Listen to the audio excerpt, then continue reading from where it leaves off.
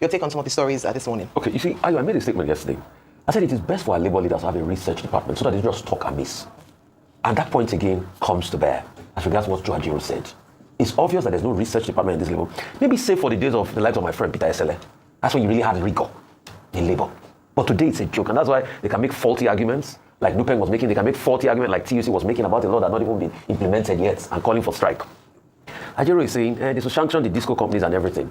The biggest part of the argument he's not making is the state of the grid that needs to pretty much operate. And let me give you empirical data. Average generation in megawatts from January to August has averaged 4,809. The stranded generation is about 1,866 megawatts. So even if you push on the grid can hardly take everything generated. So how is the problem of the Gencos that MBET is still owing money to today? The money is going to about 6 trillion. They are pushing electricity on the grid, but what is the state of the grid? You can say, okay, government stop supporting people and the fact that they've privatized and everything.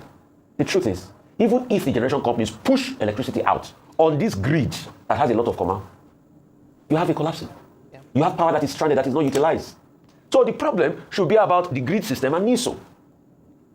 But we like to throw the baby away with the bathwater. Now we are blaming the Gencos. Because government is funding and everything. In his arguments, Joe Ajero did not also talk about the debts being owed the Gencos. Yes, we spoke about that yesterday. So if you are saying government is funding and everything, is government putting the full money to MBET? No. It's a short from over 200 billion on a monthly basis that the money is accruing. You hear Joe Gaji said it yesterday. It's not talking about the debt owed them. It's not talking about the fact that if you pay them their debt, they will be able to service their bank encumbrances. Even some of the initial buyers of these companies have been taken over because they couldn't settle their bank encumbrances. So you can see why we say, if not for anything, Labour should at least have a research department. And please, if I see my great Ebo, the likes of Ogaremu, I will tell him that maybe that's what they should be teaching people in their school when they treat trade unionists. The need for research. Because I want a country where trade unions will be able to make very verifiable arguments, not just emotional arguments. Secondly, this morning, I want to talk about campaign.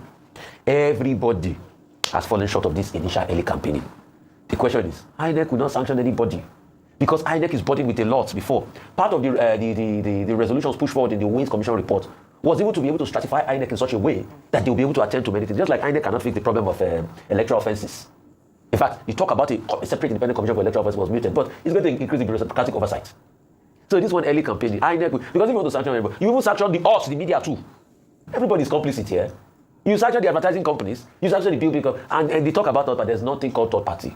It is these same politicians that are orchestrating from one part. There's no big political ad that goes up that people don't know about. Who are the third parties? There's no third party. It's the same politicians that are funding and orchestrating all sorts of political group, the 1816 movement. As a month ago when I was in Abuja, I started seeing President Bola Tinubu 2027 poster. Only the first year. You get? So we have started seeing months of, so the same for ADC, so the same for other political parties. You can see them, 2027 already, achievements here and go. So who do they want to second? Who do they want to hold? I think what is most important that INEC should be able to do as a regulation is to allow for equal exposure when the political campaign starts. See, some NGO did a research and showed that political TV stations were exclusively biased in the last election. In fact, they cited a particular TV station that took about 17 stories of the APC in the news bulletin or 14 stories and didn't balance it with the other political party. That's right. Yeah? That's NBC's remit, isn't it? No. There was an NGO that did the research and they talked about that's the national that's NBC's remit. But an INEC should be able to call for it and penalize the NBC strongly. But Arise here fall on the threshold of balance. Fair and balance. Out of most of the station, Arise was balanced. That report is out there. They also looked at radio station and everything. Because you see, there are very steep laws in other climes. No, we are very fair and balanced here. There's also what's it called, steep rules in other climes that in a case where you give one political party audience over the other, you can be sanctioned. I think that's the only thing we should call for. But in terms of political campaign, it's always been a culture and it will continue. But we must look for a lot of fairness in the political coverage. It should be skewed towards one over the other. That's just my point here. Thank you. Let me deal with the INEC issue first and foremost. Now, it's a very fine balance. Where do you draw the line between free speech and campaigns? Now, persons who are involved in political activities, they are also citizens. They are also entitled to free speech. To say, oh, I'm interested in this. This is what I think about, the polity. You cannot say, for example, that Mr. Peter Obi is campaigning when he speaks, or that Atiku Abubakar is campaigning. There's that territory that allows opposition figures to make free speech. However, I see where INEC and Professor Atari Ujega, where they're coming from. Because the electoral process, whether in Nigeria or elsewhere, is a rules-based process. And what is the rule? You are told that, look, campaigns cannot start until XYZ time. If you are told, for example, that you can't start campaign, as our law says, until 150 days before the election, if you start earlier, it will look like you are breaking the law. However, there is a lacuna within the law, within the electoral framework in that regard. One of the outcomes of the Waste Committee was that there should be an National Electoral Offenders Commission. Even this present head of the INEC has asked for it, that people should be sanctioned if they break the laws.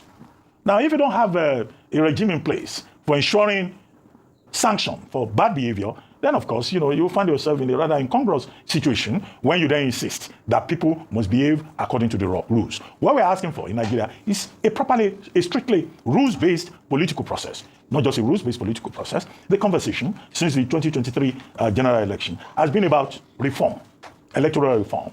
Those who are involved in this subject have identified several issues that require reform. Now, what is the urgency of now that the Tinubu administration is applying to this electoral reform, either in terms of gender representation, or in terms of security protocols, or in terms of the adoption and application of technology, or in terms even of the organizational process by INEC itself? Nobody is talking about that.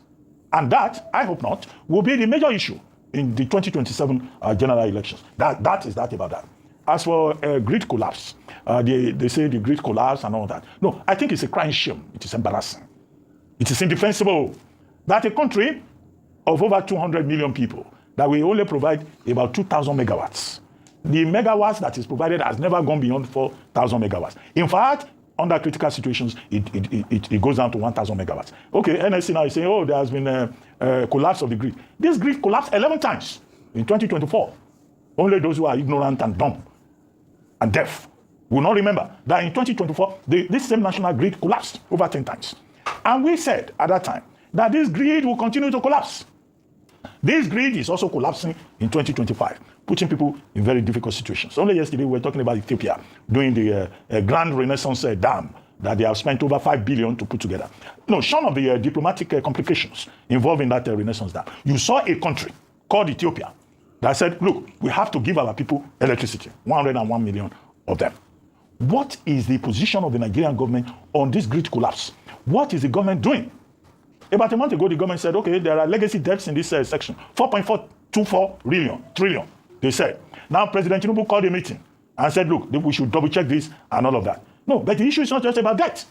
The government of Nigeria controls the Transmission Commission of Nigeria, the TCN. Now we have a story about that, Manitoba and all of that. I don't want to go into all of that.